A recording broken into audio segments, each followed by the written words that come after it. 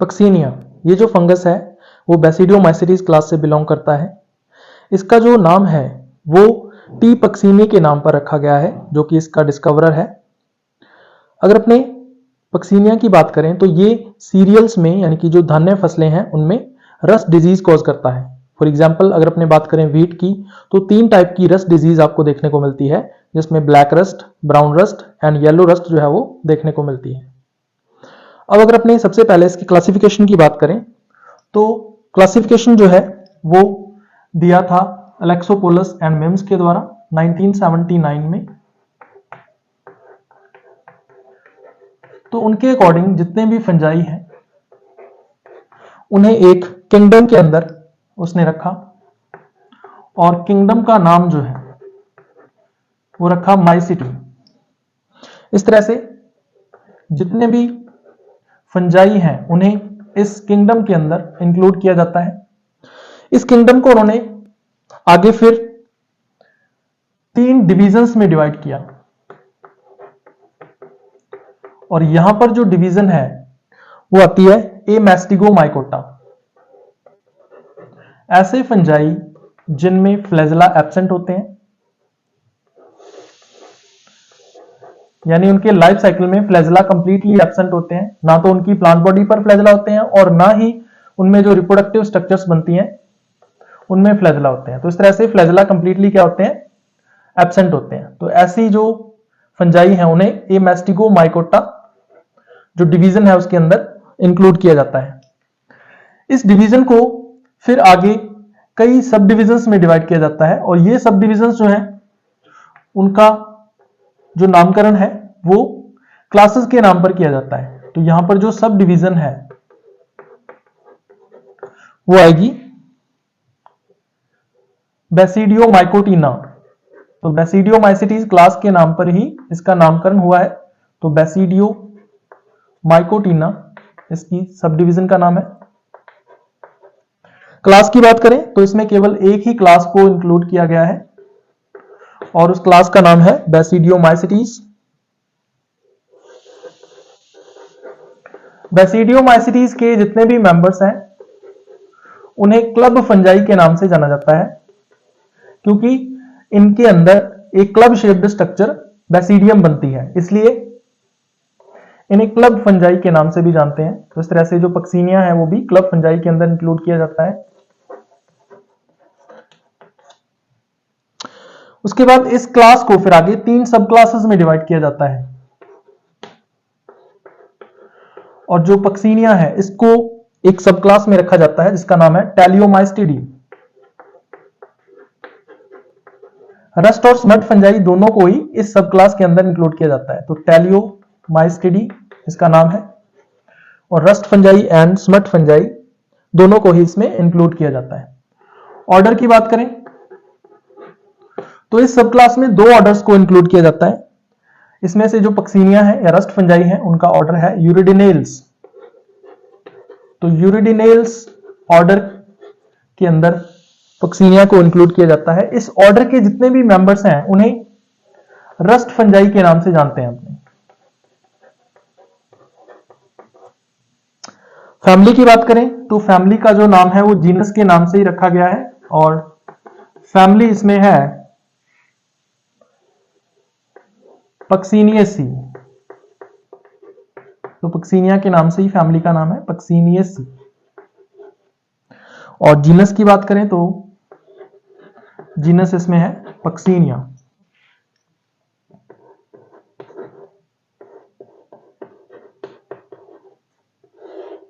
अब सबसे पहले हम बात करेंगे रस्ट फंजाई की, यानी कि जो ऑर्डर यूरिडिनेल्स है।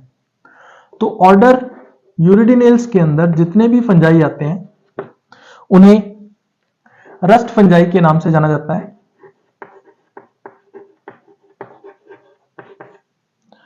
तो इन्हें हम क्या बोलते हैं, रस्ट फंजाई बोलते हैं, क्योंकि ये रस्ट डिजीज कॉज करते हैं सीरियल्स के अंदर, इसलिए इनको रस्ट फंजाई बोलते हैं। अब जितने भी रस्ट फंजाई हैं वो सभी के सभी ऑब्लिगेट एंडोपैरासाइट्स होते हैं। इसका मतलब फूड ऑब्टेन करने के लिए केवल होस्ट की लिविंग सेल्स के ऊपर ही डिपेंडेंट रहते हैं, इसके अलावा इनके पास फूड को ऑब्टेन करने का कोई भी ऑप्शन नहीं होता है। तो ऐसे ऐसी कंडीशन जो है वो ऑब्लिगेट कहलाती है। तो इनको हम बोलते हैं ऑब्लिगेट एंडोपैरासाइट्स। एंडोपैरासाइट्स हैं, इसका मतलब टिश्यूज के अंदर ही रहेंगे हमेशा, टिश्यू की आउटर सरफेस पर नहीं होते ऑर्गन की, बल्कि ऑर्गन के टिश्यू के अंदर होते हैं, तो इसलिए एंडोपैरासाइट्स।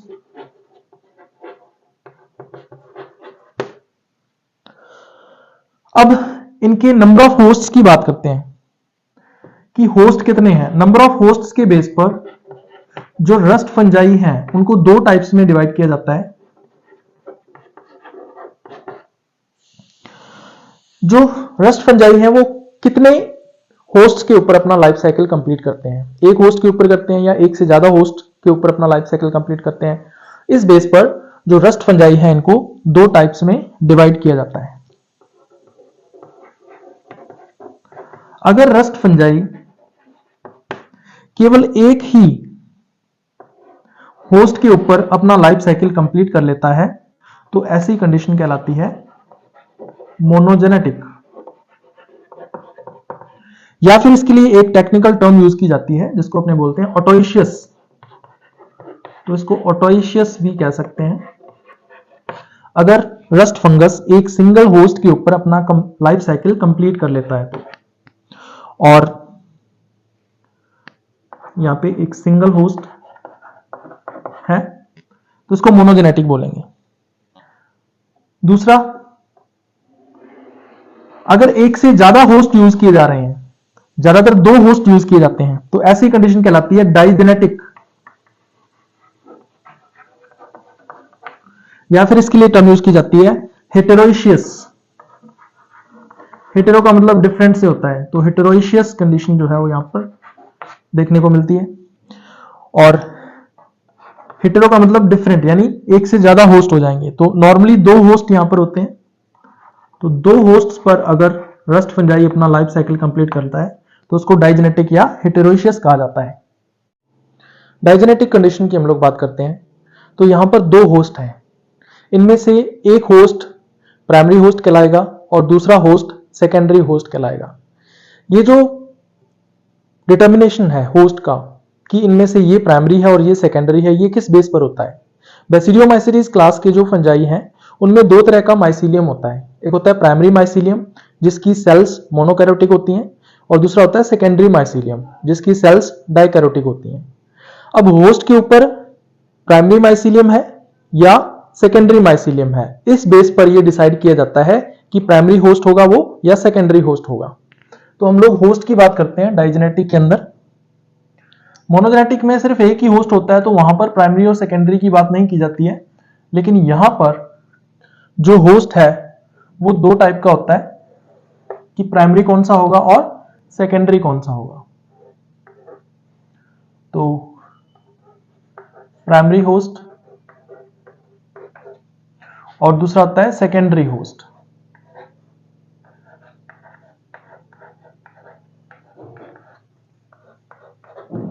प्राइमरी होस्ट वो होता है जिसको रस्ट फंगस सबसे पहले इन्फेक्ट करता है। तो सबसे पहले प्राइमरी होस्ट को इन्फेक्ट किया जाता है, तो प्राइमरी होस्ट पर जो माइसीलियम बनेगा वो कौन सा होगा, सेकेंडरी माइसीलियम होगा। यानी ऐसा होस्ट जिसके टिश्यूज में सेकेंडरी माइसीलियम जो होता है रस्ट फंजाई का वो डेवलप होता है, ऐसे जो होस्ट है उसको प्राइमरी होस्ट कहा जाता है। दूसरा सेकेंडरी होस्ट, सेकेंडरी होस्ट उसको कब कहेंगे, जब उस होस्ट के टिश्यूज के अंदर प्राइमरी माइसीलियम डेवलप होता है।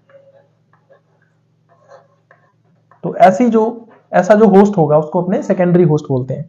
जो सेकेंडरी माइसीलियम है ये कैसा होता है, डाइकैरोटिक होता है, इसको आगे अपने डिटेल में डिस्कस करेंगे।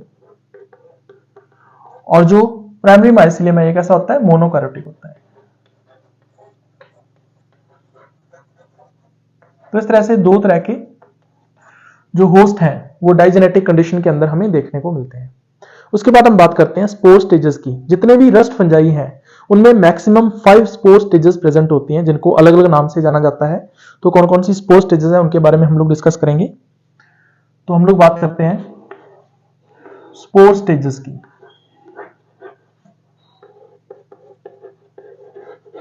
तो तो मैक्सिमम 5 स्पोर स्टेजेस हैं जो देखने को मिलती हैं हमें रस्ट फंजाई के अंदर। सबसे पहला जो स्पोर टाइप आता है वो है यूरिडोस्पोर्स। तो यूरिडेनेल्स जो ऑर्डर का नाम है यूरिडेनेल्स, वो इन यूरिडोस्पोर्स के नाम पर ही रखा गया है कि उसमें यूरिडोस्पोर्स प्रेजेंट होते हैं। दूसरे टाइप की जो स्पोर स्टेज है वो आती है टेल्यूटोस्पोर्स।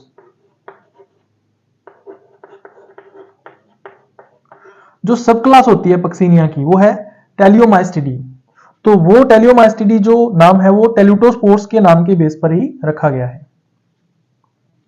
तीसरी स्पोर स्टेज इसके अंदर आती है बेसिडियोस्पोर्स, जो कि बेसिडियोमाइसिटीज का कैरेक्टरिस्टिक फीचर है।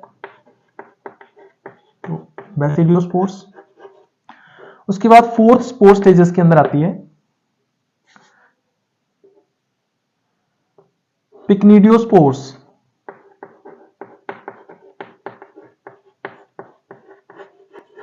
एंड फिफ्थ स्पोर स्टेज जो कि लास्ट इसमें आती है वो आती है एसिडियोस्पोर्स।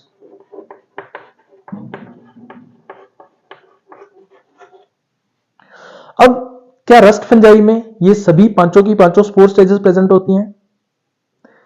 अब इनके अंदर अलग अलग कंडीशन है। कुछ रस्ट फंजाई ऐसे हैं जिनमें सभी पांचों की पांचों स्पोर स्टेजेस प्रेजेंट होती हैं, लेकिन कुछ ऐसी हैं जिनमें कोई ना कोई एब्सेंट भी हो सकती है। किसी में हो सकता है कि 2 स्पोर स्टेजेस हो, किसी में 3 हो सकती हैं।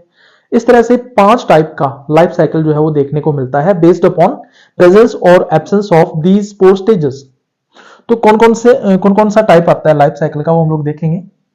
तो सबसे पहला इसमें लाइफ साइकिल का टाइप आता है। इसमें लाइफ साइकिल टाइप्स की बात करेंगे अपने।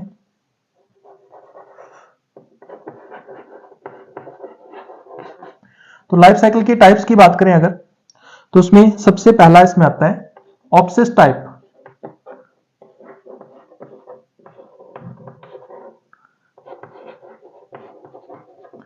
तो ऑप्सिस टाइप ऐसा लाइफ साइकिल होता है जिसमें यूरिडोस्पोर्स एब्सेंट होते हैं। जो फर्स्ट स्पोर स्टेज है वो क्या होगी? एब्सेंट होगी।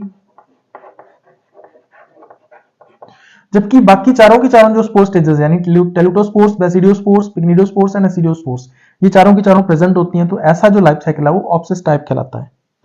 दूसरा टाइप इसमें आता है ब्रैकी टाइप। ब्रैकी टाइप में क्या होता है? जो लास्ट स्पोर स्टेज है, तो लास्ट कौन सी है? एसिडियोस्पोर है। तो जो 5th स्पोर स्टेज है वो क्या होती है? एब्सेंट होती है। तो ऐसा जो लाइफ साइकिल है वो ब्रैकी टाइप कहलाता है। तो इसमें पहले वाली जो 4 स्पोर स्टेजेस हैं वो तो प्रेजेंट होती हैं ब्रैकी टाइप में, जबकि 5th स्पोर स्टेज क्या होती है? एब्सेंट होती है। तीसरा टाइप इसमें आता है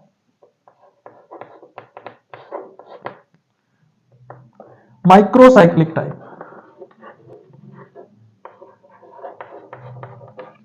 तो माइक्रोसाइक्लिक टाइप में क्या होता है? देखो, इसमें यूरिडोस्पोर्स एंड एसिडियोस्पोर्स दोनों के दोनों एब्सेंट होते हैं। तो ऐसी जो स्पोर स्टेज है वो माइक्रोसाइक्लिक टाइप कहलाती है। बाकी तीनों की तीनों प्रेजेंट होंगी, यूरिडोस्पोर्स भी प्रेजेंट होंगे, बेसिडियोस्पोर्स भी और पिग्निडोस्पोर्स भी। तो फर्स्ट एब्सेंट है और साथ में जो 5th है ये क्या होते हैं? इसमें एब्सेंट होते हैं। तो ऐसी जो कंडीशन है वो क्या कहलाती है? माइक्रोसाइक्लिक टाइप कहलाती है। तीसरा टाइप आता है, 4th टाइप आता है इसमें हेमीसाइक्लिक टाइप। हेमीसाइक्लिक टाइप में क्या होगा? आपको केवल 2 ही स्पोर स्टेजेस देखने को मिलेंगे। कौन कौन सी? यूरिडोस्पोर्स एंड एसिडियोस्पोर्स। इसका मतलब टेल्यूटोस्पोर्स, बेसिडियोस्पोर्स एंड पिग्निडोस्पोर्स ये तीनों की तीनों इसमें क्या होती हैं? एब्सेंट होती हैं। तो यहां पर प्रेजेंट कौन सी है? फर्स्ट और सेकंड प्रेजेंट है। फर्स्ट और 5th जो है वो क्या है? प्रेजेंट है। जबकि बाकी तीनों की तीनों जो है बीच वाली टेल्यूटोस्पोर्स, बेसिडियोस्पोर्स एंड पिग्निडोस्पोर्स ये क्या होती हैं? एब्सेंट होती हैं। और 5th टाइप इसमें आता है मैक्रोसाइक्लिक टाइप।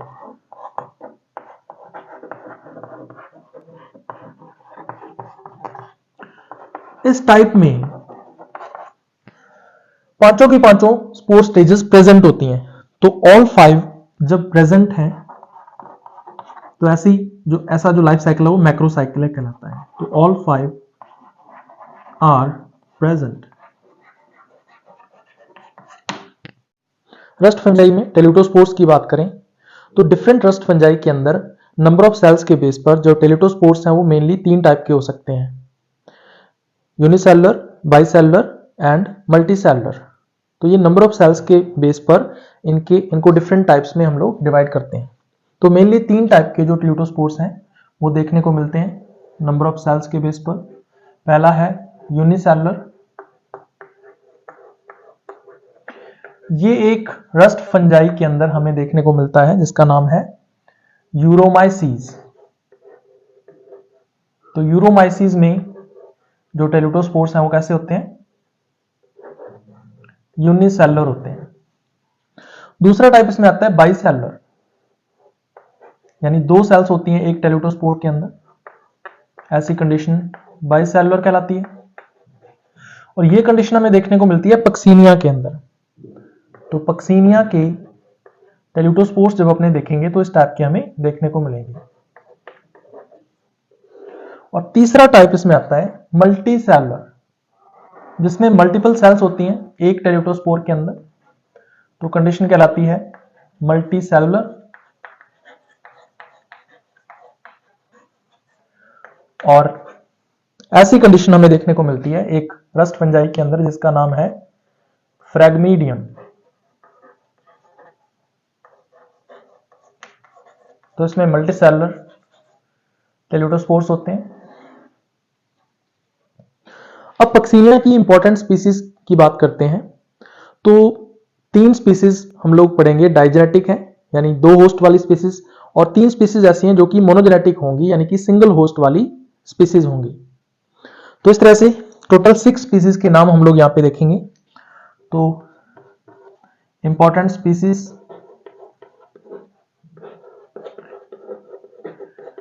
इन स्पीसीज के द्वारा डिफरेंट टाइप की रस्ट डिजीज जो है वो कॉज की जाएगी डिफरेंट क्रॉप्स के अंदर। तो सबसे पहले डाइजेनेटिक स्पीसीज की बात कर लेते हैं। सबसे पहला नाम इसमें आता है पक्सीनिया ग्रैमिनिस।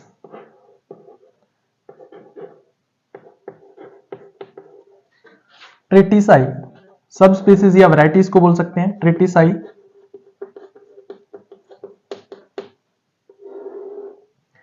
ये जो स्पीसीज है वो डाइजेनेटिक होती है और ये व्हीट के अंदर ब्लैक रस्ट नाम की डिजीज कॉज करती है, जिसको हम लोग आगे डिस्कस करेंगे। दूसरी डाइजेनेटिक स्पीसीज है पक्सीनिया रिकोंडेटा।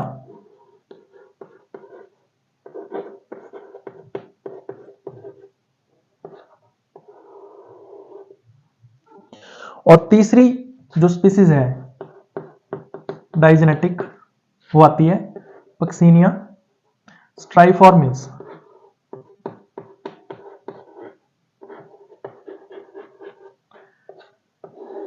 इनमें से जो पक्सीनिया रिकोंडेटा है ये व्हीट के अंदर डिजीज कॉज करती है जिसको अपने ब्राउन रस्ट बोल देते हैं, और जो स्ट्राइफॉर्मिस है ये स्ट्राइप रस्ट यानी कि येलो रस्ट कॉज करती है। तो इस तरह से Puccinia ग्रैमिनिस tritici black rust cause करेगी व्हीट के अंदर,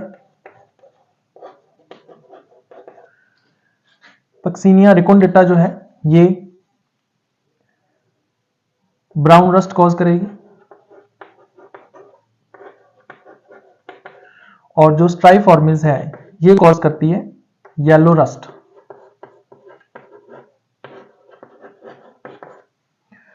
तो इस तरह से ये जो तीनों की तीनों स्पीसीज हैं कैसी हैं, डाइजेनेटिक हैं, 2 होस्ट इसके देखने को मिलते हैं हमें, तो डाइजेनेटिक। इसके अलावा 3 स्पीसीज के नाम हम लोग और देखते हैं, जिसमें से एक स्पीसीज है पक्सीनिया एस्पारागी।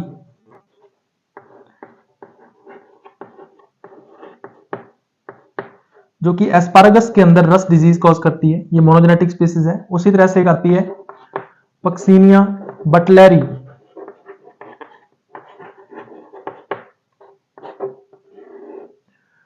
और 6th स्पीसीज इसके अंदर आती है पक्सीनिया मैंथी, जो कि मिंट के अंदर रस्ट डिजीज कॉज करती है। तो इस तरह से तीन स्पीसीज इसकी ऊपर वाली डाइजेनेटिक है, और ये जो तीन स्पीसीज आपको दिख रही हैं ये मोनोजेनेटिक स्पीसीज कहलाती हैं। सिंगल होस्ट होता है इनका, तो मोनोजेनेटिक। अब हैबिटेट की बात करते हैं। जो पक्सीनिया है उसका हैबिट और हैबिटेट कैसा है? तो ये ऑब्लिगेट एंडोपैरासाइट होता है।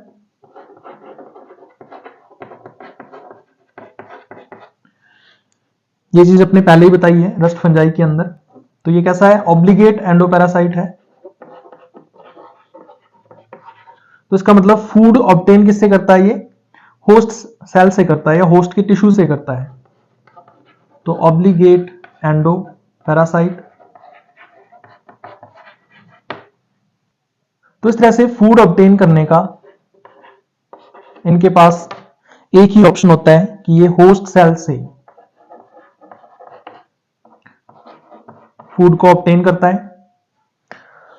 जो पक्सीनिया है ये सीरियल्स के अंदर रस्ट डिजीज कॉज करता है। तो रस्ट डिजीज ऑफ सीरियल्स ये कॉज करता है।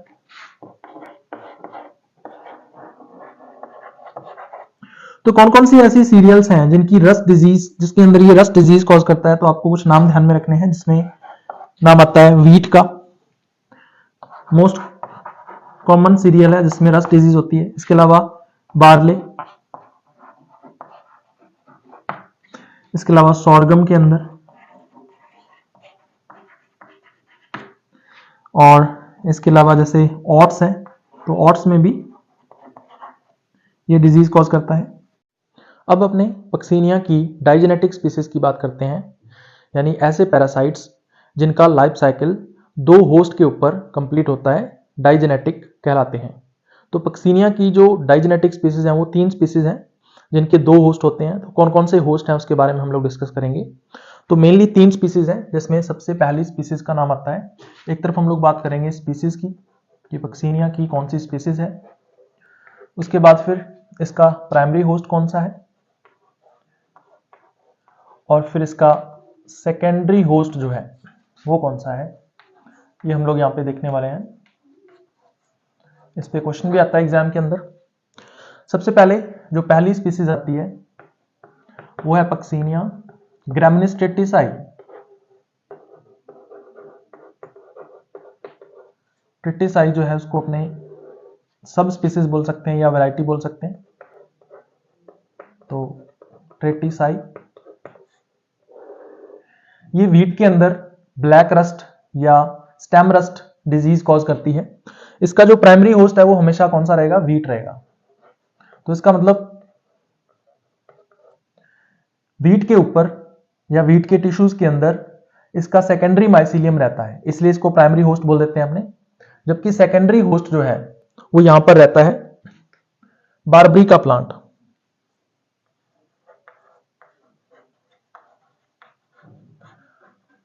जो बारबरी का प्लांट है ये हिली एरियाज में देखने को मिलता है आपको। इसका बॉटनिकल नेम है बर्बेरिस वल्गैरिस। प्लेन एरियाज के अंदर व्हीट आपको देखने को मिलेगा, लेकिन बारबरी का प्लांट देखने को नहीं मिलता। अगर आप हिली एरियाज में चले जाओ तो वहां पर आपको व्हीट का प्लांट और बारबरी का प्लांट जो है वो दोनों देखने को मिल जाएंगे। इसका मतलब ये हुआ कि जो हिली एरियाज हैं वहां पर पक्सीनिया अपना लाइफ साइकिल कंप्लीट कर सकता है। दूसरी स्पीसीज इसकी है पक्सीनिया रिकोंडेटा।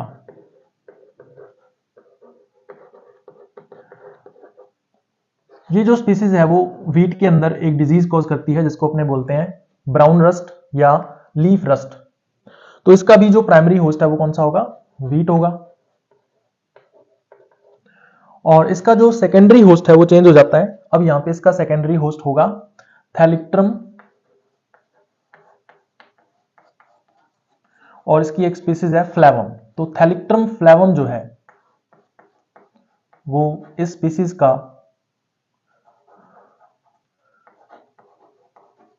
सेकेंडरी होस्ट है।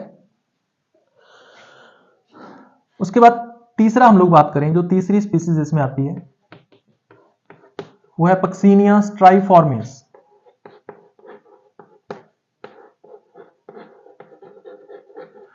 तो ये जो स्पीसीज है पक्सीनिया स्ट्राइफॉर्मिस, ये व्हीट के अंदर एक डिजीज कॉज करती है जिसको अपने बोलते हैं स्ट्राइप रस्ट, या फिर इसको बोला जाता है येलो रस्ट।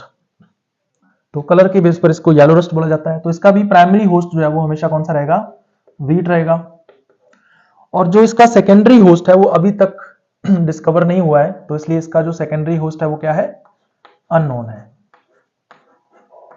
तो इस तरह से इन तीन स्पीसीज के प्राइमरी एंड सेकेंडरी होस्ट के नाम आपको ध्यान में रखने हैं। अब अपने बात करते हैं कि जो पक्सीनिया की ये तीन डाइजेनेटिक स्पीसीज हैं, इसके द्वारा व्हीट के अंदर कौन कौन सी डिजीज कॉज की जाती हैं, तो उनके नाम आपको पता होने चाहिए। वैसे तो मैंने आपको बता ही दिया है, लेकिन फिर भी अपने इसको देख लेते हैं। तो हम लोग बात करेंगे डिजीजेस ऑफ व्हीट।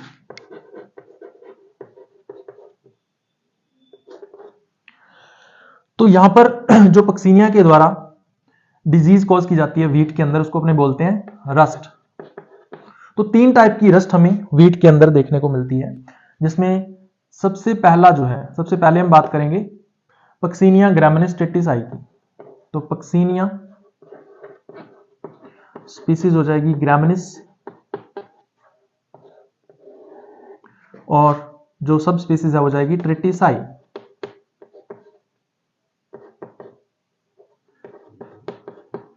तो ये जो स्पीसीज है पक्सीनिया की, वो व्हीट के अंदर एक डिजीज कॉज करती है जिसको अपने बोलते हैं ब्लैक रस्ट, क्योंकि ब्लैक कलर की अपीयरेंस जो है वो यहां पे देखने को मिलती है, इसलिए इसको बोलते हैं ब्लैक रस्ट, या फिर इसको बोला जाता है स्टेम रस्ट, क्योंकि इसमें जो मेन ऑर्गन अफेक्ट होता है इस रस्ट के अंदर वो है स्टेम, तो इसलिए इसको स्टेम रस्ट भी बोला जाता है।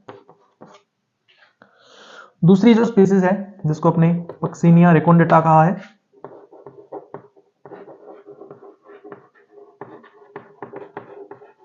तो ये जो स्पीसीज है वो व्हीट के अंदर डिजीज कॉज करती है जिसको अपने बोलते हैं ब्राउन रस्ट।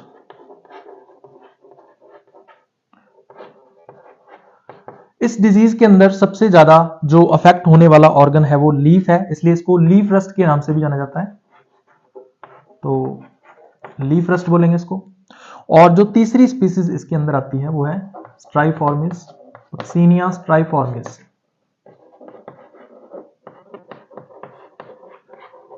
तो ये जो स्पीसीज है पक्सीनिया की, वो डिजीज कॉज करती है येलो रस्ट, जिसको हल्दी रोग भी बोल देते हैं, क्योंकि जो हल्दी है वो कैसी होती है, येलो कलर की होती है। तो यहां पर क्या होता है, येलो कलर की स्ट्राइप्स पड़ जाती हैं या धारियां पड़ जाती हैं लीफ के ऊपर, इसलिए इसको स्ट्राइप रस्ट के नाम से भी जाना जाता है। तो इसका जो दूसरा नाम है वो क्या हो जाएगा, स्ट्राइप रस्ट। तो ये तीन मेन रस्ट डिजीजेस हैं जो कि व्हीट के अंदर हमें देखने को मिलती हैं।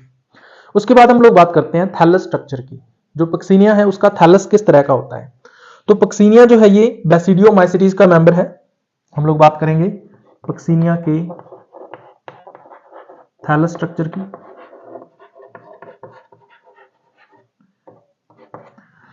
तो पक्सीनिया के अंदर जो थैलस है उसको बोला जाता है माइसीलियम, क्योंकि जितने भी मल्टी सेलुलर कवक हैं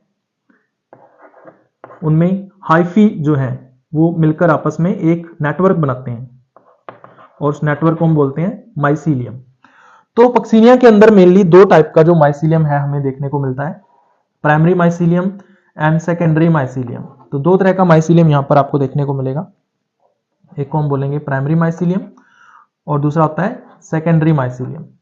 सबसे पहले प्राइमरी माइसीलियम की बात करें तो प्राइमरी माइसीलियम के अंदर जो हाइफा है वो कैसा होता है, ब्रांच्ड होता है इस तरह से, और मल्टी सेलुलर होता है। तो ब्रांचिंग कंडीशन देखने को मिलेगी और इस तरह से मल्टी सेलुलर कंडीशन यहां पे देखने को मिलेगी। और यहां पर जो हर एक सेल है वो कैसी होती है, मोनोकैरियोटिक होती है, यानी हर एक सेल के अंदर केवल एक ही न्यूक्लियस जो है वो आपको देखने को मिलेगा यहां पे इस तरह से। तो ये जो हाइफा है वो रिप्रेजेंट कर रहा है प्राइमरी माइसीलियम को। तो इस तरह से यहां पर कंडीशन कैसी है, मोनोकैरियोटिक है। तो प्राइमरी माइसीलियम की सेल्स कैसी होती हैं, मोनोकैरियोटिक होती हैं। तो ये मोनोकैरियोटिक कंडीशन यहाँ पर देखने को मिल रही है।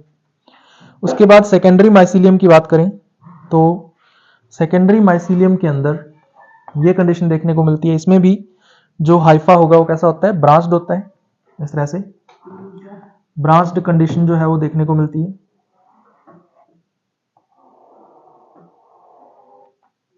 इस तरह से, और इसमें भी सेलुलर कंडीशन है इस तरह से, जो सेल्स होती हैं बनी हुई। अब यहां पर कंडीशन क्या होती है, जो हर एक सेल है वो कैसी होती है, डाइकैरियोटिक होती है। यानी हर एक सेल के अंदर आपको दो न्यूक्लियस देखने को मिलते हैं। तो एक न्यूक्लियस तो इस टाइप का होता है और जो दूसरा न्यूक्लियस है वो कुछ इस टाइप का होता है। तो इस तरह से अपोजिट स्ट्रेन के दो न्यूक्लियाई जो हैं वो हर एक सेल के अंदर आपको देखने को मिलेंगे। तो इस तरह से सेकेंडरी माइसीलियम के अंदर जो कंडीशन है वो कैसी होती है, डाइकैरियोटिक होती है। इसको हम बोलते हैं डाइकैरियोटिक। पक्सीनिया के रिप्रोडक्शन की बात करते हैं या हम इसके लाइफ साइकिल की बात करते हैं तो पक्सीनिया की जो डाइजेनेटिक स्पीसीज होती हैं उनमें 5 टाइप की स्पोर स्टेजेस आपको देखने को मिलती हैं। तो इन स्पोर स्टेजेस के बारे में हम लोग बात करेंगे और किस तरह से इनका जो लाइफ साइकिल है वो कंप्लीट होता है उसको हम एक फ्लो चार्ट के द्वारा देखेंगे। तो 5 स्पोर स्टेजेस जो है वो हमें यहाँ पर देखने को मिलती हैं। इनमें से कौन सी स्पोर स्टेज डाइकैरियोटिक है, कौन सी मोनोकैरियोटिक है, ये आपको पता होना चाहिए। और कौन सी स्पोर स्टेज जो है वो कहां पर पाई जा रही है ये आपको पता होना चाहिए। तो 5 स्पोर स्टेजेस के नाम हम लोग यहाँ पे लिखेंगे। सबसे पहली इसमें स्पोर स्टेज जो है वो आती है यूरिडोस्पोर्स।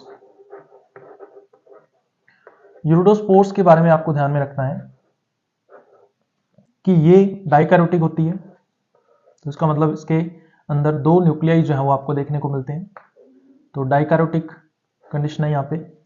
दूसरे टाइप की जो स्पोर स्टेज है वो है टेल्यूटोस्पोर या टेलियोस्पोर्स भी इनको बोलते हैं। तो टेल्यूटोस्पोर्स जो है इनमें भी डाइकैरियोटिक कंडीशन जो है वो आपको देखने को मिलती है। और ये दोनों की दोनों ही स्पोर स्टेजेस आपको वीट के ऊपर देखने को मिलेंगी, यानी कि जो प्राइमरी होस्ट है तो ये होंगी ऑन वीट के टिश्यूज के अंदर देखने को मिलेंगे। थर्ड जो स्पोर स्टेज है वो आती है बेसिडियोस्पोर्स,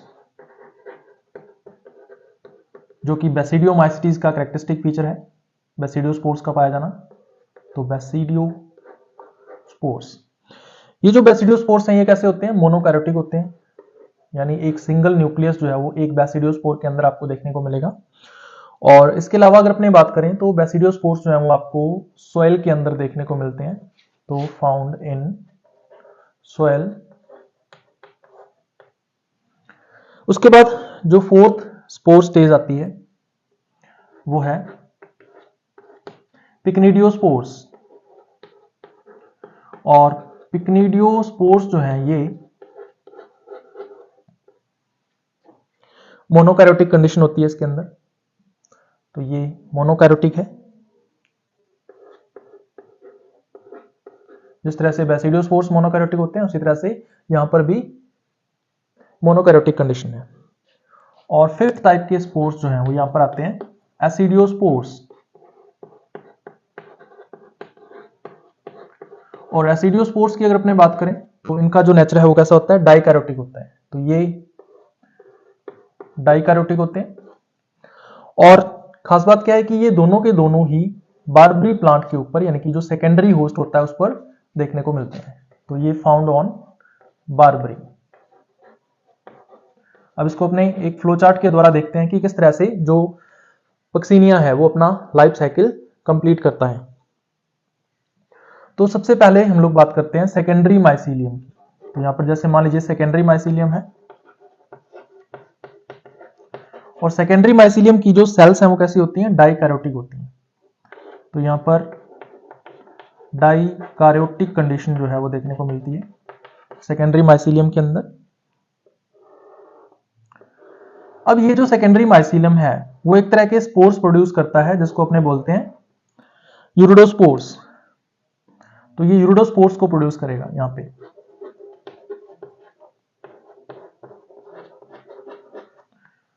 तो यूरिडोस्पोर्स को इसने क्या किया, प्रोड्यूस किया।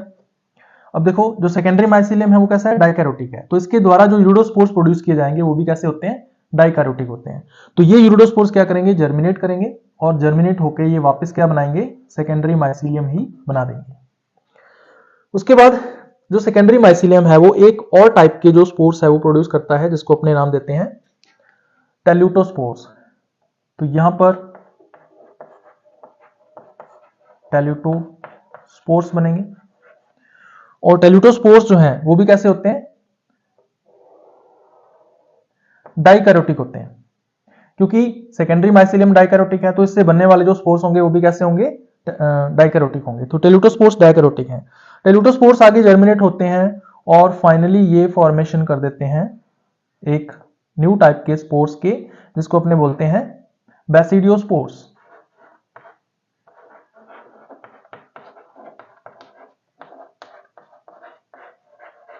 और बैसिडियोस्पोर्स जो है वो मोनोकैरोटिक होते हैं। अब जब टेल्यूटोस्पोर्स से बैसिडियोस्पोर्स का फॉर्मेशन होता है तो यहां पर फंजाई के अंदर जो 3 स्टेप्स होते हैं सेक्सुअल रिप्रोडक्शन में, यहां पर 2 स्टेप्स कंप्लीट हो जाते हैं। तो कौन कौन से 2 स्टेप्स हैं, यहां पर एक तो हो जाती है कारियोगैमी, जो सेकंड स्टेप होता है सेक्सुअल रिप्रोडक्शन का, कारियोगैमी, वो यहां पर होगी। और कारियोगैमी के साथ साथ यहां पर होगा मियोसिस। तो ये दोनों के दोनों स्टेप्स जो हैं वो यहां पर कंप्लीट हो जाते हैं। बैसिडियोस्पोर्स जो है वो जर्मिनेट होते हैं, क्योंकि बैसिडियोस्पोर्स कहां होते हैं, सॉइल के अंदर होते हैं। तो सॉइल के अंदर ये जब किसी वीट प्लांट की रूट के कांटेक्ट में आते हैं तो ये इन्फेक्ट कर देते हैं, जो बारबरी प्लांट है उसकी रूट के कांटेक्ट में आते हैं तो ये बारबरी प्लांट को इन्फेक्ट कर देते हैं, और बारबरी प्लांट के टिश्यूज के अंदर ये क्या करते हैं, एक न्यू टाइप का माइसिलियम बना लेते हैं, जिसको अपने बोलते हैं प्राइमरी माइसिलियम। तो यहां पर बनेगा प्राइमरी माइसिलियम। और प्राइमरी माइसिलियम के अंदर जो हाइफी होते हैं उसकी सेल्स कैसी होती हैं, मोनोकैरियोटिक होती हैं। तो ये होंगी मोनोकैरियोटिक।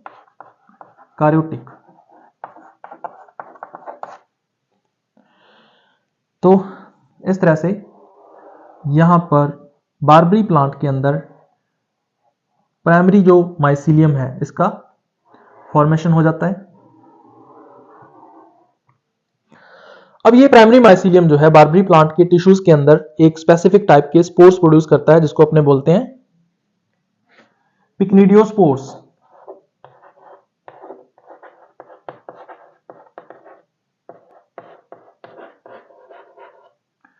और पिक्निडियोस्पोर्स जो हैं वो कैसे होते हैं, मोनोकैरियोटिक होते हैं। अब ये मोनोकैरियोटिक क्यों है, देखो जो प्राइमरी माइसिलियम है इसकी सेल्स कैसी हैं, मोनोकैरियोटिक हैं, तो इससे बनने वाले जो स्पोर्स होंगे वो भी कैसे होंगे, मोनोकैरियोटिक होंगे। तो पिक्निडियोस्पोर्स होते हैं मोनोकैरियोटिक।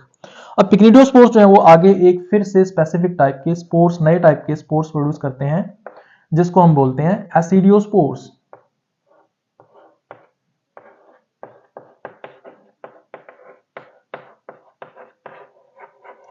एसिडियोस्पोर्स डाइकैरोटिक होते हैं, जबकि पिक्निडियोस्पोर्स कैसे हैं, मोनोकैरोटिक हैं। तो यहां पर एक प्रोसेस होता है जिसको अपने बोलते हैं प्लाज्मोगैमी। तो प्लाज्मोगैमी जो फर्स्ट स्टेप था सेक्सुअल रिप्रोडक्शन का, वो हमें यहां पर देखने को मिलता है। तो प्लाज्मोगैमी कैसे होती है, प्लाज्मोगैमी इसके बारे में हम लोग आगे डिस्कस करेंगे। एसिडोस्पोर्स जो है वो वीट जो प्लांट होता है उसको इन्फेक्ट करते हैं और उसके टिश्यूज के अंदर ये जर्मिनेट होते हैं, और जर्मिनेट होकर ये वीट के टिश्यूज के अंदर सेकेंडरी माइसिलियम का फॉर्मेशन कर देते हैं। तो इस तरह से जो लाइफ साइकिल है वो कंप्लीट होता है पक्सीनिया के अंदर। अब इन स्पोर स्टेजेस को हम लोग एक एक करके डिस्कस करेंगे। सबसे पहली स्पोर स्टेज आती है यूरिडोस्पोर्स। तो यूरिडोस्पोर्स का फॉर्मेशन किस तरह से होता है, तो सेकेंडरी माइसिलियम का जो हाइफा होता है उसको अपने बोल सकते हैं सेकेंडरी हाइफा। तो मान लीजिए ये एक सेकेंडरी हाइफा है, और सेकेंडरी हाइफा की जो हर एक सेल है वो कैसी होगी, डाइकैरोटिक होगी, क्योंकि सेकेंडरी माइसिलियम डाइकैरोटिक होता है, ये उसकी खास बात होती है। तो मान लीजिए 3 सेल्स हम लोग यहां पे शो कर रहे हैं, और हर एक सेल जो है वो हमें डाइकैरोटिक शो करनी है।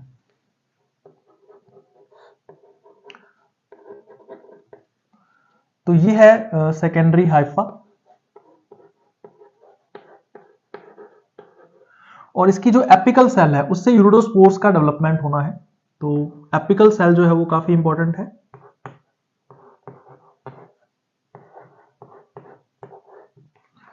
अब होता क्या है, ये जो एपिकल सेल है ये अपना साइज इंक्रीज करती है और साइज बढ़ने की वजह से ये कन्वर्ट हो जाती है मदर सेल के अंदर और इसको हम लोग बोलते हैं यूरिडोस्पोर मदर सेल। इस तरह से ये अपना साइज इंक्रीज करेगी, जबकि नीचे वाली सेल्स जो है वो नॉर्मली वैसी की वैसी ही बनी रहती हैं इस तरह से। और हर एक सेल कैसी है, डाइकैरोटिक है, जिसमें 2 न्यूक्लियस हर एक सेल के अंदर इस तरह से देखने को मिलते हैं। तो ये जो स्वोलन सेल है ऊपर वाली, इसको हम बोलते हैं यूरिडोस्पोर मदर सेल, क्योंकि इसी से ही यूरिडोस्पोर का डेवलपमेंट होना है। तो इसको अपने बोलेंगे यूरिडोस्पोर मदर सेल।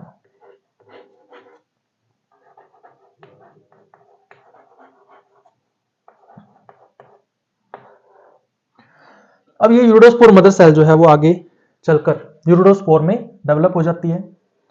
तो यूरिडोस्पोर की स्ट्रक्चर हम लोग देखते हैं कि किस तरह से देखने को मिलती है।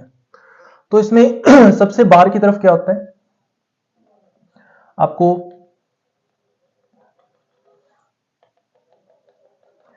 इसकी आउटर वॉल देखने को मिलेगी जो रफ नेचर की होती है, जिसको एक्सोस्पोर बोलते हैं अपने। तो ये एक्सोस्पोर को शो कर रहा है जो कि रफ आउटर वॉल है। उसके बाद इनर वॉल जो है वो एंडोस्पोर कहलाती है और इनर वॉल के अंदर आपको 4 जर्म पोर्स देखने को मिलते हैं जहां से जर्मिनेशन होता है इस यूरिडोस्पोर का,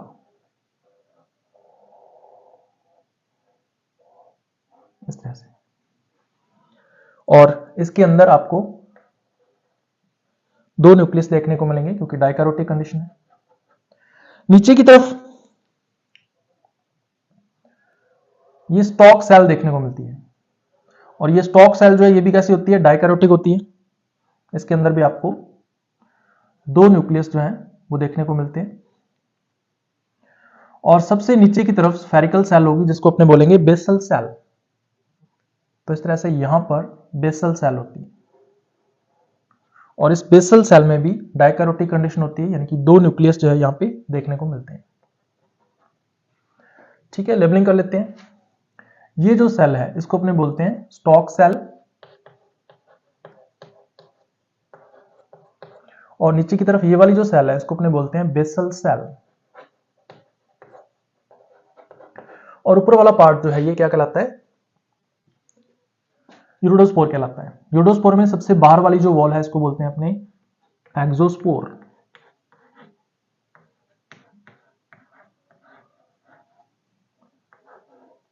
और इनर वॉल को हम लोग बोलते हैं एंडोस्पोर।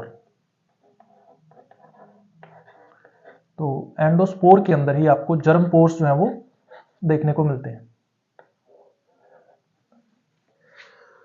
और ये है जर्म पोर।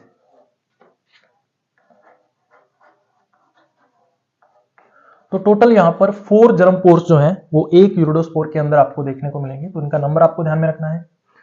अब होता क्या है, ये जो यूरिडोस्पोर है वो स्टॉक सेल से सेपरेट हो जाता है और नया जो व्हीट प्लांट होता है उसके कांटेक्ट में आता है, उसकी लीफ के सरफेस के अंदर आता है और लीफ के अंदर जो लीफ की सरफेस के ऊपर स्टोमेटा बने होते हैं उसके कांटेक्ट में आता है।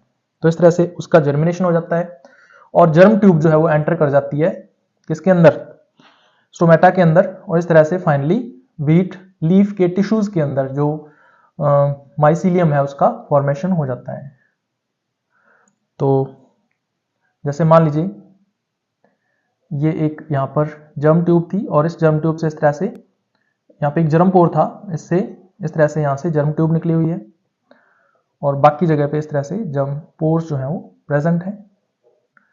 तो चारों में से किसी एक जर्म पोर से ही जर्म ट्यूब जो है वो ओरिजिनेट होती है। तो मान लीजिए यहाँ पर जो जर्म पोर था वहां से जर्म ट्यूब जो है उसका ओरिजिनेशन हुआ और इसके चारों ओर इस तरह से रफ नेचर की जो एक्सोस्पोर है वो प्रेजेंट होती है और इसके अंदर जो है इस तरह से आपको डाइकैरोटिक कंडीशन देखने को मिलती है। तो ये इसकी जर्म ट्यूब है जिसका जर्मिनेशन हुआ है।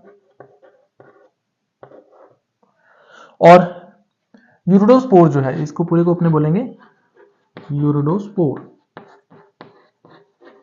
अब ये जर्म ट्यूब जो है ये कांटेक्ट में आती है किसके, स्टोमेटा के। जैसे मान लीजिए ये सरफेस है लीफ की और यहां पर एक जो स्टोमेटा है वो बना हुआ है। स्टोमेटा की सेल्स कैसी होती हैं, रेनिफॉर्म, इस तरह से ये जो कंडीशन है वो देखने को मिल सकती है। इसको अपने बोलेंगे लीफ सरफेस। और ये जो है ये हो जाएगा स्टोमा। तो ये जर्म ट्यूब जो है वो इस स्टोमा के थ्रू एंटर करती है और फाइनली यहां पर लीफ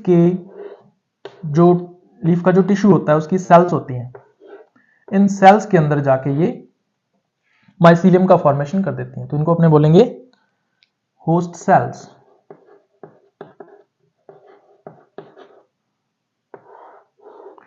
तो इस तरह से फाइनली जो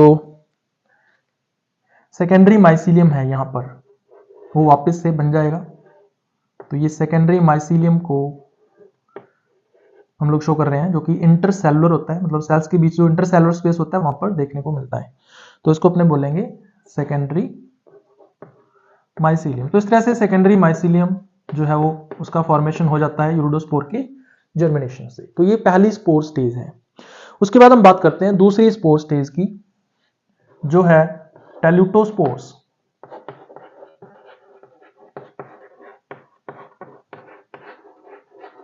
जिस तरह से यूरिडोस्पोर्स जो है उनका फॉर्मेशन सेकेंडरी हाइफा से हो रहा है, उसी तरह से टेल्यूटोस्पोर्स का जो फॉर्मेशन है वो भी कहां से होता है, सेकेंडरी हाइफा से होता है। तो जैसे मान लीजिए हमारे पास ये एक हाइफा है, ये सेकेंडरी माइसीलियम का हाइफा है, इसलिए इसको हम लोग नाम देंगे सेकेंडरी हाइफा। और इसकी हर एक सेल कैसी होगी, डाइकैरोटिक होगी।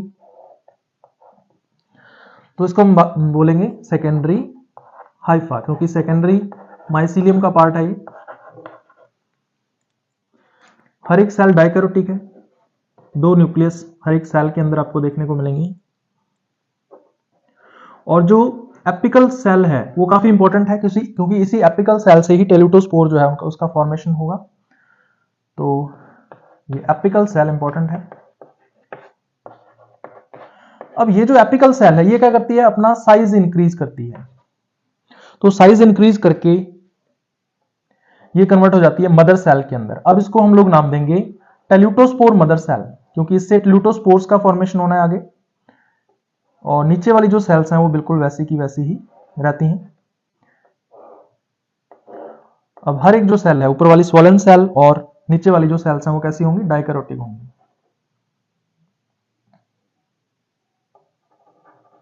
इस तरह से। तो ये कंडीशन जो है वो यहां पर देखने को मिलती है। इस स्वोलन सेल को हम बोलेंगे टेल्यूटोस्पोर मदर सेल। तो टेल्यूटोस्पोर मदर सेल है ये। अब ये जो सेल है वो एक ट्रांसवर्स डिवीजन शो करती है। ट्रांसवर्स डिवीजन होने की वजह से 2 सेल्स बन जाती हैं और थोड़ी सी ये एंगुलर हो जाती है। अब एंगुलर कैसे होगी, इस तरह से होगी, देखो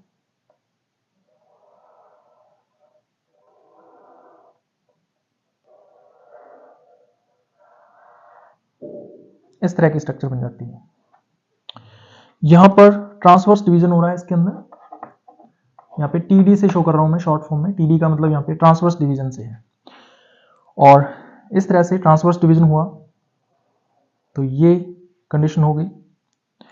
और बाहर वाली जो वॉल है वो एक्सोस्पोर है, जो इनर वॉल है वो एंडोस्पोर कहलाती है। अब जो ये एंडोस्पोर है, इस एंडोस्पोर के अंदर एक जर्मपोर होगा। हर एक सेल में एक जर्मपोर होगा। तो इसका मतलब ये हुआ कि बाइसेलुलर कंडीशन यहां पर है। तो इसका मतलब टोटल कितने जर्मपोर्स होंगे, टोटल 2 जर्मपोर्स जो है वो हमें देखने को मिलते हैं। और हर एक सेल कैसी होगी, डाइकैरोटिक होगी। तो 2 न्यूक्लियस हर एक सेल में होंगे। और नीचे की तरफ नॉर्मल कंडीशन रहती है बिल्कुल वैसे ही, जो दो सेल्स हैं हमें यहाँ पे शो करनी है, और ये दोनों सेल्स कैसे होंगी, डाइकैरोटिक होंगी। तो इस तरह से ये कंडीशन यहाँ पर देखने को मिलती है। तो ऊपर वाला जो ये बाइसेलुलर स्ट्रक्चर है इसको अपने बोलते हैं टेल्यूटोस्पोर। तो इसमें जो बाहर वाली वॉल है इसको अपने एक्सोस्पोर बोलते हैं, ये है एक्सोस्पोर। और अंदर वाली जो वॉल है इसको अपने बोलते हैं एंडोस्पोर।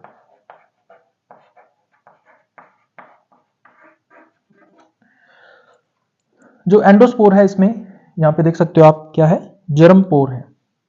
तो ये एक जर्म पोर है जहां से जर्मिनेशन होगा टेल्यूटोस्पोर का, और टोटल दो जर्म पोर्स जो हैं वो आपको देखने को मिलेंगे एक टेल्यूटोस्पोर के अंदर। तो ये जो पूरी स्ट्रक्चर है ये क्या कहलाती है, टेल्यूटोस्पोर कहलाती है। तो ये है टेल्यूटोस्पोर। तो इस तरह से टेल्यूटोस्पोर का फॉर्मेशन होता है। तीसरे टाइप के स्पोर्स हैं बेसिडियोस्पोर्स। तो टेल्यूटोस्पोर्स का जब जर्मिनेशन होता है तो उस टाइम बेसिडियोस्पोर्स का फॉर्मेशन होता है। अब यहां पर जब टेल्यूटोस्पोर्स से बेसिडियोस्पोर्स बनेंगे उस दौरान सेक्सुअल रिप्रोडक्शन के दो स्टेप्स होते हैं। एक तो होती है कार्योगैमी, जिससे एक डिप्लॉइड सिन कार्योन बनता है, और उसके तुरंत बाद ही फिर मियोसिस हो जाता है, जिससे हैप्लॉइड डॉटर न्यूक्लियाई बन जाते हैं। और हर एक हैप्लॉइड डॉटर न्यूक्लियस जो है वो एक बेसिडियोस्पोर का फॉर्मेशन करता है। तो यहां पर किस तरह से बेसिडियोस्पोर्स का फॉर्मेशन होगा वो हम लोग देखेंगे। तो बेसिडियोस्पोर का जो फॉर्मेशन है वो होता है टेल्यूटोस्पोर के जर्मिनेशन से। तो मान लीजिए ये हमारे पास एक टेल्यूटोस्पोर है, और पक्सीनिया के अंदर जो टेल्यूटोस्पोर है वो कैसा होता है, बाइसेलुलर होता है। यहाँ पे दो सेल्स जो हैं वो हमें देखने को मिलती हैं। इसकी जो एंडोस्पोर है उसमें जर्म पोर्स देखने को मिलते हैं। टोटल दो जर्म पोर्स होते हैं, दो सेल्स हैं तो दो जर्म पोर्स हो जाएंगे। हर एक सेल में एक जर्म पोर जो है वो आपको देखने को मिलता है। और नीचे की तरफ वाली जो सेल्स हैं वो इतनी ज़्यादा इंपॉर्टेंट नहीं है, इसलिए हम लोग इसके बारे में डिस्कस नहीं करेंगे। तो ऊपर आप लोग देख सकते हो यहाँ पे हर एक सेल, यहाँ पे बाइसेलुलर कंडीशन है और हर एक सेल कैसी है, बाइसेलुलर है, बाई या डाइकैरोटिक है। तो ये है टेल्यूटोस्पोर। जो नीचे वाली सेल्स हैं वो नॉर्मल होती हैं, हालांकि ये भी डाइकैरोटिक होती हैं। तो हर एक सेल में आपको दो न्यूक्लियस जो है यहाँ पे देखने को मिलेंगे। तो इस तरह से ये एक टेल्यूटोस्पोर है। अब होता क्या है, जो टेल्यूटोस्पोर है ये कैसा है, बाइसेलुलर है। यहाँ पे दो सेल्स हैं इसके अंदर। और अब होता क्या है, जो हर एक सेल है उसमें क्या है, डाइकैरोटिक कंडीशन है, दो न्यूक्लियस हैं। अब ये दोनों के दोनों न्यूक्लियस आपस में क्या करते हैं, फ्यूजन करते हैं, और इस प्रोसेस को बोला जाता है कार्योगैमी। तो यहां पे होगी कार्योगैमी, जो कि सेकंड स्टेप है सेक्सुअल रिप्रोडक्शन का। तो जब कार्योगैमी होती है तो इसके अंदर फिर फॉर्मेशन होता है सिन कार्योन्स का। तो यहाँ पे दो सेल्स हैं तो दो सिन कार्योन्स देखने को मिलेंगे। इसका मतलब हर एक सेल में एक सिन कार्योन जो है वो आपको देखने को मिलता है। ये एंडोस्पोर जिसमें जर्म पोर है, और ये नीचे की तरफ वाली जो सेल है इसमें भी एक जर्म पोर जो है वो देखने को मिलता है। अब इसमें देख सकते हो आप यहाँ पे एक सिन कार्योन बन जाएगा, नीचे वाली सेल में भी क्या बन जाएगा, एक सिन कार्योन बन जाएगा। और इस तरह से एक डिप्लॉइड न्यूक्लियस जो है वो दोनों सेल्स के अंदर इसका फॉर्मेशन जो है वो हो जाता है। और नीचे वाला जो हाइफा है ये बिल्कुल वैसे का वैसे ही रहता है, बाइसेलुलर कंडीशन यहाँ पे है, और डाइकैरोटिक है हर एक सेल जो है नीचे वाले हाइफा की। तो इसका मतलब कार्योगैमी नीचे वाली सेल्स में नहीं हुई, कहां पे हुई है, सिर्फ टेल्यूटोस्पोर के अंदर ही कार्योगैमी जो है वो हुई है। अब जैसे ही कार्योगैमी होती है उसके तुरंत बाद ही क्या हो जाता है, मियोसिस हो जाता है। अब जब इसमें मियोसिस होगा तो उसके साथ साथ क्या होगा, जर्मिनेशन जरूर होगा। तो यहां पर दो स्टेप्स होते हैं। ये जो आपको डिप्लॉयड न्यूक्लियस दिख रहा है इसको बोलते हैं अपने सिनकार्योन। और ये सिनकार्योन कैसा है? डिप्लॉयड न्यूक्लियस है, 2n कंडीशन है, ये भी सिनकार्योन है। तो अब यहां पर जर्मिनेशन होता है इसका, तो यहां पे दो जर्म पोर्स हैं तो दोनों की दोनों जर्म पोर से ही जर्मिनेशन होगा। तो यहां पर क्या हो रहा है? जर्मिनेशन हो रहा है।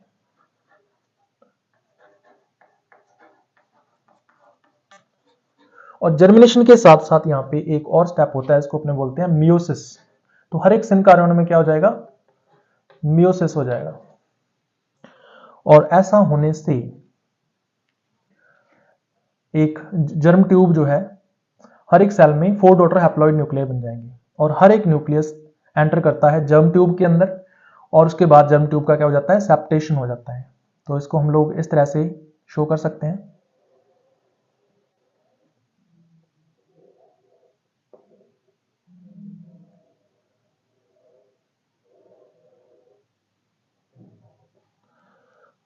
तो जो इंटाइन वॉल है वो इस तरह से जर्म ट्यूब की फॉर्म में बाहर निकल आती है।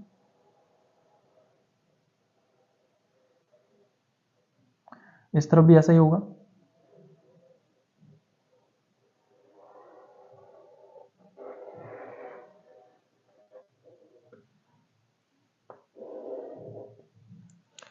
अब यहां पर जो कंडीशन है वो कैसी है? सेपरेट हो जाएगी। देखो 4 हैप्लॉइड डॉटर न्यूक्लियाई हैं,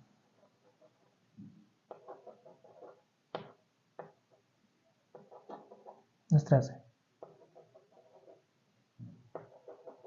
तो यहां पर 4 हैप्लॉइड डॉटर न्यूक्लियाई बने किस वजह से? म्यूसिस की वजह से। और हर एक न्यूक्लियस एंटर कर जाता है जर्म ट्यूब के अंदर और उसके बाद फिर इस जर्म ट्यूब का क्या हो जाता है? सेप्टेशन हो जाता है इस तरह से। तो जर्म ट्यूब क्या होगी? सेपरेट हो गई। यहां पर भी बिल्कुल सेम कंडीशन होती है। इस सेल के अंदर भी 4 हैप्लॉइड डॉटर न्यूक्लियाई बने थे, उसके बाद ये हैप्लॉइड डॉटर न्यूक्लियाई कहां एंटर कर जाते हैं? इस जर्म ट्यूब के अंदर एंटर कर जाते हैं और उसके बाद फिर इसका क्या हो जाता है? सेप्टेशन हो जाता है इस तरह से। तो इसको हम बोलेंगे सेप्टेट जर्म ट्यूब।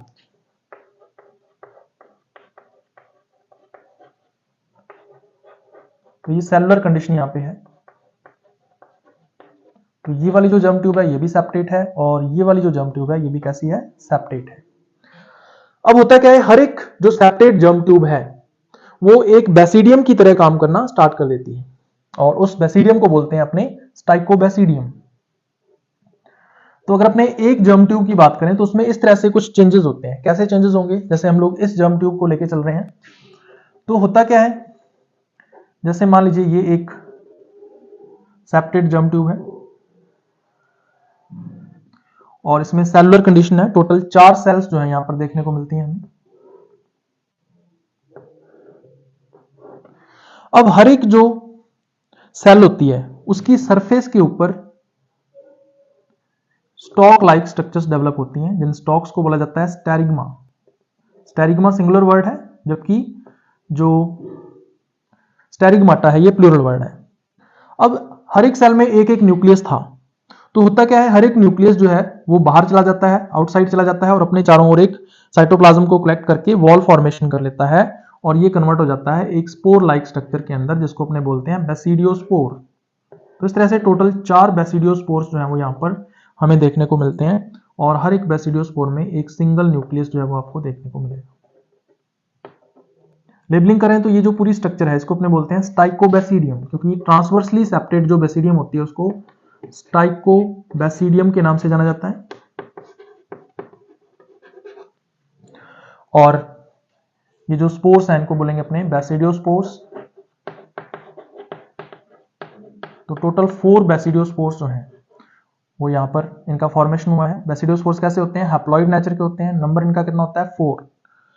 तो ये हैप्लॉइड बेसिडियोस्पोर्स यहाँ पे बने हैं और ये जो स्टॉक लाइक स्ट्रक्चर है इसको बोलते हैं अपने स्टेरिग्मा। तो ये है स्टेरिग्मा जिसके ऊपर जो बेसिडियोस्पोर है वो प्रेजेंट है। अगर अपने एक बेसिडियोस्पोर की स्ट्रक्चर देखें तो एक जो बेसिडियोस्पोर है वो कुछ इस टाइप से आपको दिखाई देगा। इसमें सबसे बाहर की तरफ डबल वॉल्ड स्ट्रक्चर है ये। सबसे बाहर की तरफ वॉल जो है उसको बोलेंगे एक्साइन और उसके अंदर की तरफ जो वॉल होती है उसको बोलते हैं अपने इंटाइन। और इसके अंदर की तरफ एक हैप्लॉइड न्यूक्लियस होता है तो इस तरह से ये होता है बेसिडियोस्पोर। लेबलिंग कर लेते हैं। बाहर की तरफ क्या है, एक्साइन है, आउटर वॉल इसकी स्मूथ होती है, इनर वॉल जो है वो भी स्मूथ होती है, जिसको अपने इंटाइन नाम देते हैं, और इसके अंदर एक सिंगल हैप्लॉइड न्यूक्लियस है इसका, और ये न्यूक्लियस कैसा हो जाएगा, हैप्लॉइड नेचर का होता है। तो ये है एक बेसिडियोस्पोर। अब ये बेसिडियोस्पोर क्या करेगा, जर्मिनेट करेगा, क्योंकि बेसिडियोस्पोर कहां पर प्रेजेंट होते हैं, ये सॉइल के अंदर प्रेजेंट होते हैं। तो सॉइल के अंदर जब ये बारबरी प्लांट के कांटेक्ट में आएगा, उसके स्टेम के या लीफ के या उसकी रूट के कांटेक्ट में आएगा, तो ये जर्मिनेट होगा, इसमें से जर्म ट्यूब निकलेगी और वो जर्म ट्यूब इन्फेक्ट करेगी बारबरी प्लांट को। तो इस तरह से अब यहां पर इसका क्या होता है, जर्मिनेशन होता है। तो जब जर्मिनेशन होता है तो एक जर्म ट्यूब इसमें से निकलेगी, यहां पे जर्मिनेशन हो रहा है।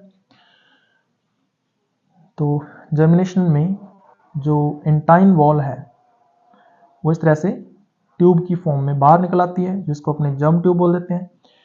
और ये इंटाइन वॉल जो है ये आउटर वॉल यानी कि एक्साइन को पेनिट्रेट करके बाहर निकलती है,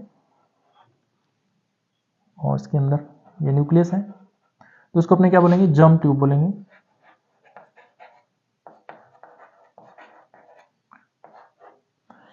तो ये जो स्पोर है वो जर्मिनेट हो रहा है, ये इन्फेक्ट करता है किसको, बारबरी प्लांट को। तो इन्फेक्ट बारबरी प्लांट जो कि इसका सेकेंडरी होस्ट है,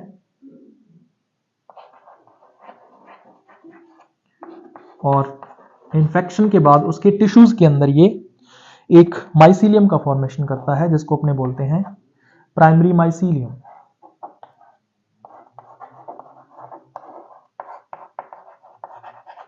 तो इस तरह से प्राइमरी माइसीलियम बनता है बारबरी प्लांट के अंदर जब बेसिडियोस्पोर्स का जर्मिनेशन होता है। तो नेक्स्ट स्पोर स्टेज है पिक्निडियोस्पोर्स। इन्हें स्पर्मेशिया के नाम से भी जाना जाता है, क्योंकि हम इन्हें नॉन मोटाइल मेल गैमेट्स मानते हैं और इनके लिए टर्म यूज की जाती है स्पर्मेशिया। अब ये डाइकैरोटिजेशन में हेल्प करेंगे। किस तरह से हेल्प करते हैं वो हम लोग देखेंगे। तो पिक्निडियोस्पोर्स की अगर अपने बात करें तो ये बारबरी प्लांट के अंदर जो प्राइमरी माइसीलियम होता है वहां से जो पिक्निडियोस्पोर्स हैं उनका डेवलपमेंट होगा। अब होता क्या है, जैसे मान लीजिए ये प्राइमरी हाइफा है, क्योंकि प्राइमरी माइसीलियम का जो हाइफा होगा उसको अपने क्या बोलेंगे, प्राइमरी हाइफा बोलेंगे। अब ये मोनोकैरोटिक होगा, इसका मतलब हर एक सेल के अंदर आपको एक सिंगल न्यूक्लियस जो है वो देखने को मिलेगा, इसको अपने बोलेंगे प्राइमरी या 1 डिग्री हाइफा। अब इस प्राइमरी हाइफा से डेवलपमेंट होता है एक स्टॉक लाइक स्ट्रक्चर का, जिसको हम नाम देते हैं पिक्निडियोफोर, क्योंकि इसी स्ट्रक्चर के ऊपर बेसिपेटल ऑर्डर में जो पिक्निडियोस्पोर्स हैं वो डेवलप होते हैं। अब बेसिपेटल का मतलब क्या है कि बिल्कुल बेस पर स्मॉल साइज का यंग कोनिडियम होगा, स्मॉल साइज का यंग पिक्निडियोस्पोर होगा, और जैसे जैसे हम ऊपर की तरफ जाएंगे वैसे वैसे इनका जो साइज है वो इंक्रीज होता जाता है, और सबसे ऊपर की तरफ आपको मैच्योर पिक्निडियोस्पोर देखने को मिलेगा। ठीक है, अब इसके अंदर सिंगल न्यूक्लियस जो है वो आपको देखने को मिलेगा पिक्निडियोस्पोर्स के अंदर, क्योंकि पिक्निडियोस्पोर्स कैसे हैं, मोनोकैरोटिक होते हैं। और ये वाली जो स्ट्रक्चर है इसको अपने बोलते हैं पिक्निडियोफोर। तो लेबलिंग अगर करें अपने तो इसको बोलेंगे अपने मैच्योर पिक्निडियोस्पोर, क्योंकि लार्ज साइज का है। और सबसे नीचे की तरफ जो पिक्निडियोस्पोर होगा इसको अपने बोलेंगे यंग पिक्निडियोस्पोर, क्योंकि ये स्मॉल साइज का है और अभी अभी बना है, तो इसलिए इसको यंग कोनिडियोस्पोर कहा जाता है। अब जिस स्टॉक लाइक स्ट्रक्चर से इसका डेवलपमेंट होता है उसको अपने नाम देते हैं पिक्निडियोफोर। तो ये पिक्निडियोफोर कहलाता है, या फिर इसको स्पर्मेशियोफोर भी बोल सकते हैं, क्योंकि पिक्निडियोस्पोर को हम क्या बोल रहे हैं, स्पर्मेशिया बोल रहे हैं। अब होता क्या है, ये जो मैच्योर पिक्निडियोस्पोर है वो यहां से सेपरेट हो जाता है। तो जैसे मान लीजिए ये यहां से सेपरेट हो गया मैच्योर होने के बाद, और ये एक स्पर्मेशियम है या पिक्निडियोस्पोर है, तो उसको अपने बोलेंगे पिक्निडियोस्पोर। और यहां पर एक रिसेप्टिव हाइफा होता है, ये एक रिसेप्टिव हाइफा है जो कि इसको रिसीव करने का काम करता है। ये भी प्राइमरी माइसीलियम से ही डेवलप होता है, लेकिन ये एसेप्टेट होता है। इसको रिसेप्टिव हाइफा बोलते हैं क्योंकि इसका काम होता है रिसीव करना। किसको रिसीव करता है? ये पिक्निडियोस्पोर के न्यूक्लियस को रिसीव करता है, तो इसको बोलते हैं रिसेप्टिव हाइफा। और रिसेप्टिव हाइफा जो है ये फीमेल की तरह काम करता है। इसका मतलब इसके अंदर जो न्यूक्लियस होगा वो फीमेल न्यूक्लियस कहलाएगा। तो ये क्या है? फीमेल न्यूक्लियस है।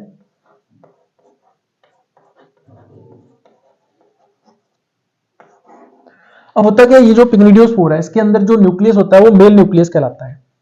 तो ये पिक्निडियोस्पोर आता है इस तरह से और आके इस रिसेप्टिव हाइफा के साथ इस तरह से अटैच हो जाता है, और कॉन्टैक्ट वॉल जो है वो डिसॉल्व हो जाती है। और कॉन्टैक्ट वॉल डिसॉल्व होने से जो इसके अंदर का न्यूक्लियस होता है, मेल न्यूक्लियस, वो इस तरह से एंटर कर जाता है रिसेप्टिव हाइफा के अंदर। तो इस तरह से ये मेल न्यूक्लियस है यहाँ पे।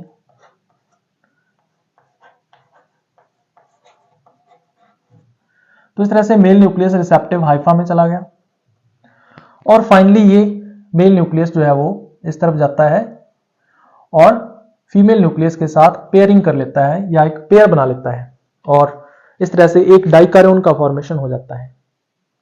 तो इस प्रोसेस को बोलते हैं डाइकैरोटिजेशन, और पूरे का पूरा जो प्रोसेस है ये कहलाता है स्पर्मेटाइजेशन, जो कि प्लाज्मोगैमी की एक मेथड है पक्सिनिया के अंदर। तो इस प्रोसेस को हम बोलते हैं स्पर्मेटाइजेशन। तो इसलिए पिक्निडियोस्पोर्स जो है वो स्पर्मेटाइजेशन का काम करते हैं। तो ये वर्ड जो है वो आपको ध्यान में रखना है, स्पर्मेटाइजेशन। ये एक मेथड है प्लाज्मोगैमी की, पक्सिनिया के अंदर देखने को मिलती है हमें। तो इस तरह से जो पिक्निडियोस्पोर है इसके अंदर जो न्यूक्लियस है वो क्या कहलाता है? मेल न्यूक्लियस कहलाता है। तो मेल न्यूक्लियस और फीमेल न्यूक्लियस ने आपस में मिलकर क्या बनाया है? पेयरिंग की है, पेयर बनाया है इस तरह से। और फाइनली फिर ये जो डाइकैरियोन है वो माइटोटिक डिविजन्स के द्वारा अपना नंबर जो है वो इंक्रीज करता है। तो यहाँ पर माइटोसिस के द्वारा डाइकैरियोन क्या करेगा? अपना नंबर इंक्रीज करेगा, और साथ में ये जो हाइफा है पूरे का पूरा इसका सेप्टेशन भी हो जाता है। तो यहाँ पे माइटोसिस होगा, और इस तरह से एक डाइकैरोटिक हाइफा जो है इसका फॉर्मेशन यहाँ पर हो जाता है, और उसके बाद इसका क्या हो जाता है? सेप्टेशन हो जाता है यहाँ पे, और इस तरह से सेलुलर कंडीशन यहाँ पे डेवलप हो जाती है। और हर एक सेल के अंदर आपको एक तो फीमेल न्यूक्लियस देखने को मिलेगा और एक मेल न्यूक्लियस देखने को मिलेगा। इस तरह से डाइकैरोटिक हर एक सेल यहाँ पे देखने को मिलेगी आपको। तो ये कंडीशन है यहाँ पे, और इस डाइकैरोटिक हाइफा को हम लोग नाम देते हैं प्रोटोएसिडियम।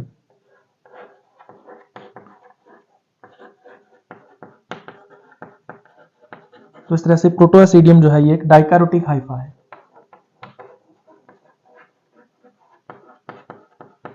इसी प्रोटोएसिडियम से आगे चलकर एसिडियम यानी एसिडियोस्पोर्स का फॉर्मेशन होगा फाइनली। तो आगे चलकर एसिडियोस्पोर्स जो बनने हैं वो इसी स्ट्रक्चर से बनेंगे, जो नेक्स्ट स्पोर स्टेज हम लोग डिस्कस करेंगे। अब देखो जो प्रोटोएसिडियम है ये डाइकैरोटिक हाइफा है, तो इसका मतलब जो एसिडियोस्पोर्स बनेंगे ये भी कैसे होंगे? डाइकैरोटिक होंगे। तो एसिडियोस्पोर्स जो बनेंगे वो भी कैसे होंगे? डाइकैरोटिक स्ट्रक्चर्स होंगे। तो नेक्स्ट स्पोर स्टेज की हम लोग बात करते हैं। जो फिफ्थ स्पोर स्टेज है वो है एसिडियोस्पोर। तो एसिडियोस्पोर्स का जो फॉर्मेशन है वो भी बारबरी के प्लांट के अंदर जो प्राइमरी माइसीलियम होता है वहां पर होता है। तो एसिडियोस्पोर्स जो कि फिफ्थ स्पोर स्टेज है। तो प्रोटोएसिडियम से एसिडियोस्पोर्स का फॉर्मेशन किस तरह से होता है वो हम लोग देखेंगे। तो जैसे मान लीजिए ये एक डाइकैरोटिक हाइफा है जिसको हम लोग नाम देते हैं प्रोटोएसिडियम। सेप्टेट कंडीशन है यहां पर, और हर एक सेल जो है यहां पर देखने को मिलती है हमें डाइकैरोटिक। तो हर एक सेल के अंदर आपको 2 न्यूक्लियस जो है वो देखने को मिलेंगे, और इस स्ट्रक्चर को हम लोग नाम देंगे प्रोटोएसिडियम। तो ये प्रोटोएसिडियम है।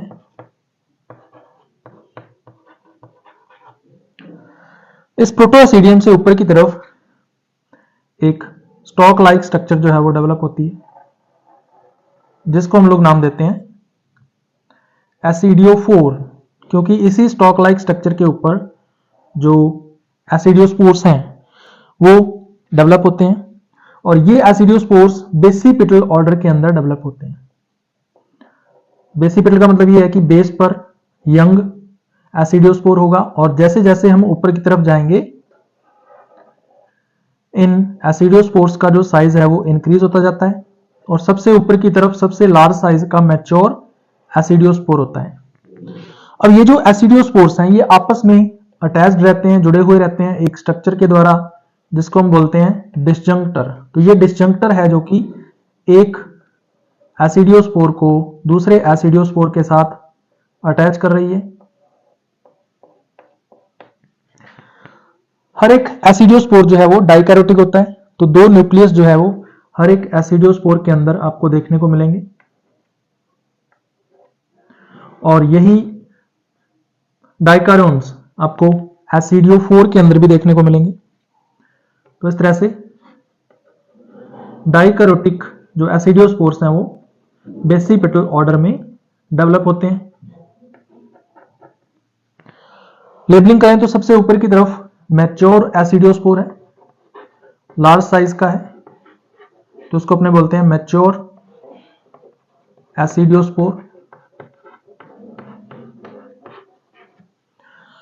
अब ये जो 2 एसिडियोस्पोर्स हैं ये आपस में जुड़े हुए हैं किसके द्वारा? एक स्ट्रक्चर के द्वारा जिसको हम बोलते हैं डिसजंक्टर। तो डिसजंक्टर एक स्ट्रक्चर है जो 2 एसिडियोस्पोर्स को जोड़ने का काम करती है, और सबसे नीचे की तरफ जो एसिडियोस्पोर है ये स्मॉल साइज का है, छोटे साइज का है, इसको बोलेंगे यंग एसिडियोस्पोर।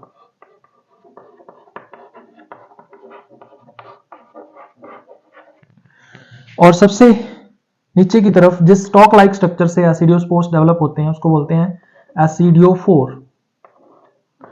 तो ये स्टॉक लाइक स्ट्रक्चर कहलाएगी एसिडियोफोर, यानी ऐसी स्ट्रक्चर जो एसिडियोस्पोर्स को धारण करती है एसिडियोफोर कहलाती है।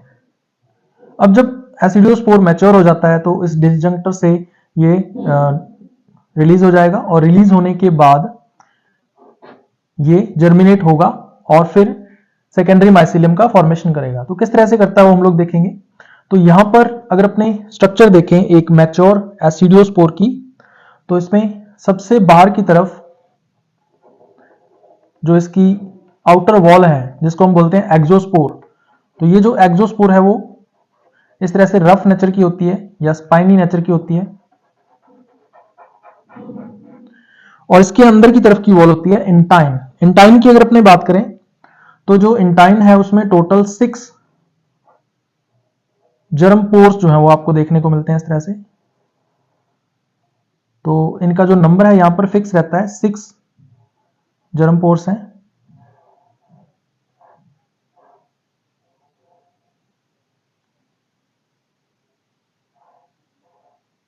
इस तरह से, और हर एक जो एसिडियोस्पोर है वो कैसा होता है? डाइकैरोटिक होता है इस तरह से। लेबलिंग करें अगर अपने तो बाहर वाली वॉल कहलाएगी एक्सोस्पोर जो रफ नेचर की है, और इनर वॉल जो है उसको अपने बोलते हैं एंडोस्पोर।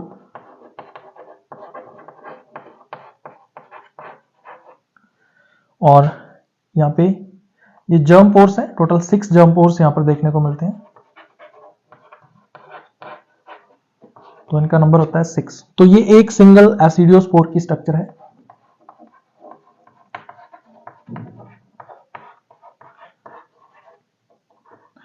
अब ये एसिडियोस्पोर जब वीट प्लांट के लीफ सरफेस पर टच करता है या उसके कांटेक्ट में आता है, तो उस टाइम पर इसका जर्मिनेशन हो जाता है with the help of germ pore.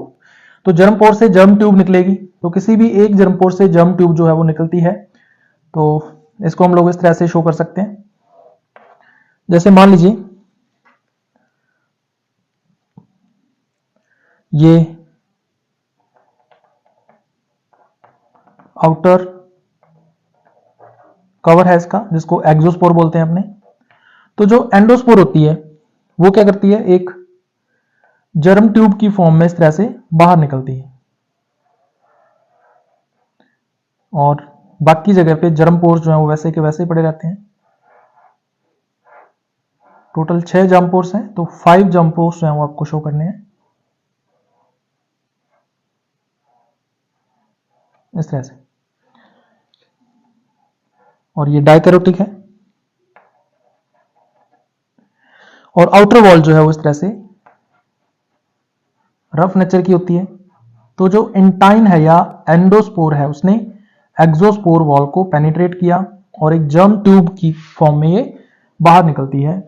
तो इसको अपने बोलेंगे जर्म ट्यूब। अब ये लीफ की सरफेस पर जो स्टोमेटा होता है उसके कांटेक्ट में आती है। जैसे मान लीजिए ये लीफ सरफेस है और यहां पर जो स्टोमा है वो प्रेजेंट है।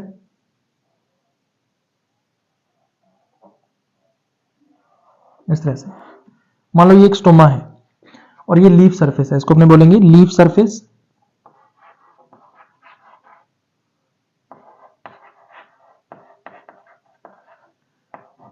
और इसको अपने बोलेंगे स्टोमा। अब ये जो जर्म ट्यूब है वो इस तरह से इस स्टोमा से पेनिट्रेट करती है। पेनिट्रेट करती हुई ये क्या कर देती है, इन्फेक्ट करती है लीफ टिश्यू को। तो इन्फेक्ट लीफ टिश्यूज, लीफ के अंदर जो मेसोफिल टिश्यू होता है उसको इन्फेक्ट कर देती है।